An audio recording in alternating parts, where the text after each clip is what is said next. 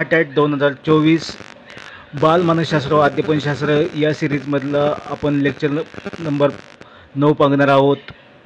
त्यापूर्वी 8 पार्ट आपण already upload केलेले आहेत, ते तुम्ही बघून घ्या म्हणजे तुम्हाला अभ्यासाची व्यवस्थित लिंक लागेल. आजच्या लेक्चरमध्ये आपण अध्ययन वक्र व पठारावस्था याविषयी डिटेलमध्ये अभ्यास करणार आहोत. तत्पूर्वी जर चॅनलवर जर नवीन असाल तर चॅनलला लाईक करा, सबस्क्राईब करा आणि शेअर करा. आणि व्हिडिओ संपल्यानंतर पाहून झाल्यानंतर व्हिडिओ कसा वाटला त्याबद्दल कमेंट बॉक्समध्ये जाऊन कमेंट नक्की करा, म्हणजे मला नवीन नवीन असे अभ्यासपूर्ण व्हिडिओ बनवण्यासाठी मोटिवेशन भेटत जाईल. चला तर मग सुरुवात करूया. महाटेट 2024 बालमानसशास्त्र व अध्यापनशास्त्रातील पार्ट नंबर 9 अध्ययन वक्र व पठारावस्था. तर आता अध्ययन वक्र कशाला म्हणायचं? अध्ययन वक्र म्हणजे नक्की काय? तर काय आहे की विशिष्ट कौशल्य संपादन करताना अध्ययनार्थ्याने केलेले प्रयत्न आणि त्याने केलेली प्रगती यातील परस्पर संबंध कसा आहे हे आलेखाच्या मदतीने दाखवता येते. अशा काढलेल्या आलेखास अध्ययन वक्र असे म्हणतात. अध्ययनातील प्रगती दाखविणारी वक्ररेषा म्हणजे अध्ययन वक्र होय. तर काय आहे की एखादं विशिष्ट प्रकारचं कौशल्य जेव्हा विद्यार्थी काय करत असतो, आत्मसात करण्याचा प्रयत्न करत असतो, तेव्हा काय की त्याने केलेली प्रगती आणि प्रयत्न यातील संबंध कसे आहे हे जर आपण आलेखाच्या मदतीने दाखवलं आणि तो जो आलेख काढला तर त्याला काय म्हणलं जातं? अध्ययन वक्र असं म्हणलं जातं. म्हणजेच काय की अध्ययनातील प्रगती दाखवणारी जी वक्ररेषा असते तिला काय म्हणलं जातं? अध्ययन वक्र म्हणलं जातं. आता आपण हा अध्ययन वक्र जो आहे तो काय टंकलेखनाच्या उदाहरणाच्या आधारे समजून घेणार आहोत. आता बघा तर काय की ते वाय अक्षावरती काय दिलंय की शब्दसंख्या दिलेली की 10, 20, 30, 40, 50 असं 110 शब्दांपर्यंत आपण वाय अक्षावर शब्दसंख्या दाखवलेली आहे. आणि इकडं एक्स अक्षावरती आपण काय दाखवलं आहे? कालावधी दाखवलेला आहे आठवड्यांमध्ये. तर बघा यामध्ये काय आहे की सुरुवातीचा जो टप्पा असतो तो काय आहे की सुरुवातीच्या प्रगतीचा जो टप्पा असतो तो कसा असतो की मंद गतीचा असतो. कारण काय की नवीन कौशल्य काय करावे लागतात? आत्मसात करावे लागतात. आणि त्यावेळी काय असतो की सुरुवातीचा जो वेग असतो मग आपला कोणताही कामाचा तो काय असतो? कमी असतो, मंद असतो. मंद गतीने होत असतो. कारण काय की ती नवीन परिस्थिती असतं, तिचं आकलन होणं, समायोजन करणं, नवीन कृती करणं यासाठी काय होत असतं की आपली शक्ती आणि बुद्धी काय होत असते? खर्च पडत असते. म्हणून काय की सुरुवातीचा वेग कमी असतो. म्हणजे सुरुवातीलाच जर आपण टायपिंग शिकायला सुरुवात केली तर आपला हा वेग कसा असेल की आपले ते बोटं नीट बसणार नाही बटनांवरती. त्यामुळे काय असेल तो सुरुवातीचा आपलं ते अक्षरं सापडणार नाही, कुठे कोणतं अक्षर लिहिलेलं आहे. त्यामुळे तो हे सगळं समायोजन करणं, नवीन परिस्थितीचं आकलन करून घेणं यासाठी काय की आपली शक्ती आणि बुद्धी तिथे खर्च पडणार. त्यामुळे आपला वेग टायपिंगचा एकदम कमी असणार आहे किंवा मंद असणार आहे. त्यानंतर पुढचा बघायचा आपल्याला जलद गतीचा टप्पा. आता जलद गतीचा टप्पा किंवा जलद गतीचा किंवा जलद प्रगतीचा जो टप्पा आहे किंवा मध्यंतरीचा टप्पा, यामध्ये काय होतं की आपल्याला अक्षरांची ओळख झालेली असणार, कुठलं अक्षर कुठे आहे. त्यानंतर आपला हात बऱ्यापैकी बसलेला असणार. म्हणजे आधीच्या ज्या सुरुवातीचा जो टप्पा होता त्यामध्ये आपण जी काही कौशल्य असते जी मूलभूत गोष्टी ज्या असतील टायपिंगसाठीच्या त्या काय केलेल्या असतील आपण शिकलेल्या असतील. म्हणून या काळात काय होईल की प्रगती चांगली दिसून येईल आणि मग काय होईल की इथे काय होईल की आपला टायपिंगचा वेग चांगला असेल. आता पुढचा टप्पा बघायचा आहे आपला तिसरा की प्रगती थांबण्याचा काळ किंवा पठारावस्था. आता या काळामध्ये काय होत असतं की प्रयत्न चालू असतात, प्रयत्न भरपूर चालू असतात, तरी काय होतं प्रगती थांबल्यासारखी किंवा खुंटल्यासारखी वाटते. म्हणजे काय झालेलं असतं की आपल्याला टायपिंग करण्याचं कौशल्य बऱ्यापैकी प्राप्त झालेलं असतं. कुठं बटन आहे, काय आहे, कुठं स्वल्पविराम आहे, कुठे पूर्णविराम, सगळं काही बटन आपल्याला माहीत झालेले असतात. तरी देखील काय होत असतं की आपण वेग वाढवण्याचा प्रयत्न करत असतो. तर त्यावेळी काय होते आपली अचूकता कमी होते. म्हणजे काय होतं की आपल्या चुका जास्त होतात. आणि काय होतं मग की जे आपले प्रयत्न चालू असतात दोन्हीकडे बॅलन्स करण्याचं की वेगही वाढवायचं आणि अचूकता आणायची, परंतु काय होतं या टप्प्यामध्ये आपलं काय होत असतो की तरी पण काय होत असतं की चुका जास्त होत असतात, प्रगती काही दिसून येत नाही. तर त्याला काय म्हणायचं? पठारावस्था असं म्हणायचं असतं. आणि या काळामध्ये काय करावं होतं मग की अध्ययनार्थी काय होत असतो? नाउमेद होण्याची स्थिती निर्माण होत असते. आणि अशा वेळी काय की त्या अध्ययनार्थ्यांना काय की शिक्षकांनी काय केलं पाहिजे? चांगलं मार्गदर्शन केलं पाहिजे. त्याचा कंटाळा किंवा उत्साह कंटाळा दूर करून उत्साह टिकून ठेवला पाहिजे. आणि पठारावस्था जास्त लांबली नाही पाहिजे. यासाठी काय आहे की त्याला सतत काय की प्रयत्न करीत राहण्यास काय की मार्गदर्शन शिक्षकांनी केलं पाहिजे. आणि त्याला असं प्रोत्साहन दिलं पाहिजे की ही पठारावस्था काय लवकरच संपून जाईल. त्यापुढे बघायचं आहे आपला पुढचा मुद्दा की अंतिम प्रगतीचा टप्पा. आता काय की जेव्हा पठारावस्था ओलांडली जाते, पठारावस्थेतून जेव्हा अध्ययनार्थी किंवा विद्यार्थी बाहेर पडतो तेव्हा काय की तो अंतिम प्रगतीच्या टप्प्यात प्रवेश करतो. आणि यावेळी काय होतं की प्रगतीचा वेग काय असतो, चांगल्या प्रकारे किंवा उत्तम असतो. आणि पठारावस्थेत जे काही त्याने चुका केलेल्या असतात, वेग आणि अचूकता राखण्यात, त्यावेळी त्याचं जे काही दृढीकरण झालं असतं अध्ययनाचं, त्याचा त्याला फायदा मिळतो आणि इथे प्रगतीचा वेग चांगला असतो. तरी ही काय की अंतिम प्रगती म्हणता येणार नाही. यापुढेही जाऊन काय की प्रगतीचा पुढचा टप्पा येत असतो, त्याला काय म्हणतात, शारीरिक परिसीमा किंवा परिसीमा.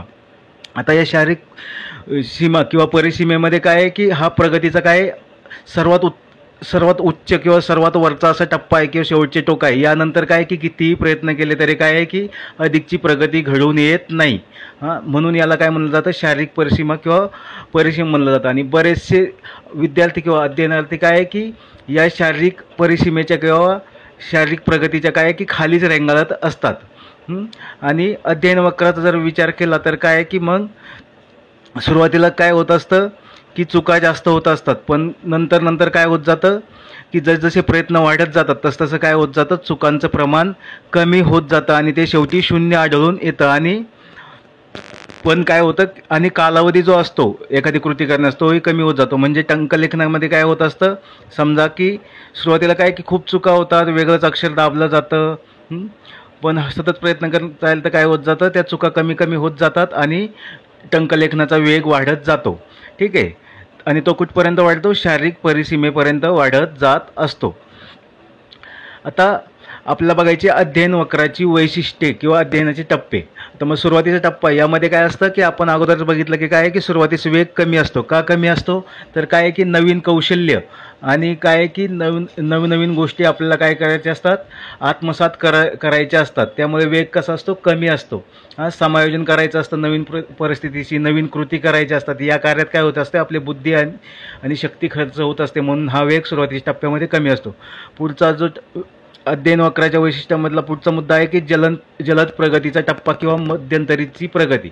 यामध्ये काय होत असतं की सुरुवातीच्या टप्प्यात जे आपण काही मूलभूत कौशल्य, मूलभूत गोष्टी शिकलेल्या असतात, नवीन परिस्थितीचं आकलन झालेलं असतं, समायोजन करायला आपण शिकलेलो असतो, नवीन कृती करायला शिकलो असतो. या गोष्टी ज्या शिकलेल्या असतात आपण, त्याचं काय काही दृढीकरण झाल्यामुळे काय होतं असतं की आपल्याला काय की त्या आपल्या अध्ययनावर त्याचा चांगला परिणाम होऊन काय होत असतं की अध्ययनाची गती वाढलेली या टप्प्यामध्ये आपल्याला दिसत असते. म्हणून याला काय म्हणलं जातं, जलद प्रगतीचा टप्पा असं म्हणलं जातं. आता पुढचा बघायचा आहे आपल्याला प्रगती थांबण्याचा काळ किंवा पठारावस्था. प्रगती थांबण्याचा काळ किंवा पठारावस्था यामध्ये काय आहे की प्रयत्न करूनही काय होत असतं की प्रगती होत नसते, ती थांबून जाते. म्हणजे काय होतं की आपण जर वेग वाढवायला गेलो तर चुका जास्त वाढतात. चुका जर कमी करण्याचा प्रयत्न केला तर काय होतं, वेग आपला वाढत नाही. म्हणजे या काळात काय होत असतं की शारीरिक मानसिक प्रकारचा काय एक प्रकारे थकवा येत असतो आणि काय की विद्यार्थी किंवा अध्ययनार्थी काय होत असतो की नाउमेद होत असतो. आणि हा जो काळ असतो तो कसा असतो, शिक्षकासाठी आणि विद्यार्थ्यांसाठी किंवा अध्ययनार्थ्यांसाठी दोघांसाठी कसा असतो, कसोटीचा काळ असतो. आणि या काळामध्ये काय आहे की विद्यार्थ्याला काय की कंटाळा जाणवतो, निरुत्साही होतो तो, त्याला निराश वाटतं. आणि म्हणून काय की शिक्षकाने त्याला योग्य प्रकारे मार्गदर्शन करून की त्याची पठारावस्था जास्त लांबू दिली नाही पाहिजे. त्यासाठी काय की शिक्षकाने चांगलं मार्गदर्शन केलं पाहिजे आणि त्याला काय की चुकीच्या व अनावश्यक कृती टाळण्यास सांगितलं पाहिजे आणि प्रयत्न सतत करत राहायला सांगितलं पाहिजे आणि आत्मविश्वास त्याचा वाढवला पाहिजे की ही अवस्था लवकरच संपून जाईल. ठीक आहे. आता पुढचा टॉपिक पाहिजे आपला अंतिम प्रगतीचा टप्पा. अंतिम प्रगतीच्या टप्प्यामध्ये काय असतं की जेव्हा पठारावस्था ओलांडली जाते तेव्हा अध्ययनार्थी ज्या टप्प्यात प्रवेश करतो त्याला काय म्हणलं जातं, अंतिम प्रगतीचा टप्पा. तरी देखील काय आहे की हे प्रगतीचं उच्चतम किंवा सर्वात वरचं टोक नाही. याच्या पुढे जाऊन देखील काय आहे की प्रगती होत असते. परंतु काय आहे की पठारावस्थेत जे काही दृढीकरण झालेलं असतं वारंवार प्रयत्न करून, त्याचा यामध्ये काय आहे की अध्ययनार्थ्याला किंवा विद्यार्थ्याला काय आहे की फायदा दिसून येतो. आणि म्हणून काय होतं की या काळात जो प्रगतीचा वेग जो असतो तो काय की उच्च प्रतीचा किंवा उच्चतम असतो. आता पुढचा टप्पा व्हायचा आपल्याला अध्ययन वक्रातील अवस्थेचा की अध्ययन वक्राच्या वैशिष्ट्यामधले की शारीरिक परिसीमा. आता शारीरिक परिसीमा यामध्ये काय आहे की अंतिम प्रगतीच्या टप्प्याचं हे काय शेवटचं टोक आहे. यानंतर काय की अध्ययनार्थ्याने कितीही प्रयत्न केले, विद्यार्थ्यांनी कितीही प्रयत्न केले तर अधिक प्रगती होत नाही. किती प्रयत्न केले तरी अधिक प्रगती होऊ शकत नाही. आणि काय आहे की बहुसंख्य विद्यार्थी किंवा अध्ययनार्थी काय होतात की या शारीरिक परिसीमेच्या काय आहे की जवळपास खालीच रेंगाळत असतात. ठीक आहे. आणि मग सुरुवातीला जेव्हा अध्ययन वक्राचा आपण जर विचार केला तर सुरुवातीला जेव्हा एखादं नवीन कौशल्य शिकायला घेतलं जातं तेव्हा काय होत असतं की चुकांचं प्रमाण जास्त असतं आणि काय असतं की प्रगतीचा वेग काय असतो कमी असतो. परंतु जसजसं काय होत जातं की प्रयत्न केले जातात तसतसं काय की चुकांचं प्रमाण कमी कमी होत जाऊन काय होतं शून्य होतं आणि वेग जो असतो एखाद्या कौशल्य करण्याचा आत्मसात करण्यास तो काय जातो वाढत जातो. तर पुढे बघायचं आपल्याला अध्ययन वक्राचे वैशिष्ट्ये किंवा शैक्षणिक महत्त्व. तर या अध्ययन वक्रावरून आपल्याला काय होतं की बालकाचं अध्ययन कसं होणार आहे त्याचं मोजमाप कसं होतं आहे. बालकाचं अध्ययन कशा प्रकारे होत आहे त्याचं मोजमाप करता येतं. म्हणजे त्याचा वेग कसा आहे अध्ययनाचा, त्याच्या याच्यामध्ये पठारावस्था कधी आली, त्याला कुठे मार्गदर्शनाची गरज आहे, कशा पद्धतीने त्यात प्रगती करता येईल यासाठी काय आहे की आपल्याला अध्ययन वक्राचा उपयोग होत असतो. त्यानंतर काय आहे की विद्यार्थ्यांची कुवत लक्षात घेऊन शिक्षकाला काय आहे की योग्य अध्ययन पद्धतीचा वापर करण्यासाठी अध्ययन वक्र अतिशय उपयोगी पडत असतो. म्हणजे की विद्यार्थीची क्षमता कशी आहे, त्याची बौद्धिक क्षमता कशी आहे, त्याचं अवदान कितपत टिकतं या सगळ्या गोष्टींचा काय आहे की माहिती या अध्ययन वक्रावरून शिक्षकाला होत असते. आणि तो वेगवेगळ्या अध्यापन पद्धतीचा वापर करून विद्यार्थ्याला काय करू शकतो अध्ययनामध्ये प्रगती घडून आणू शकतो विद्यार्थ्याच्या.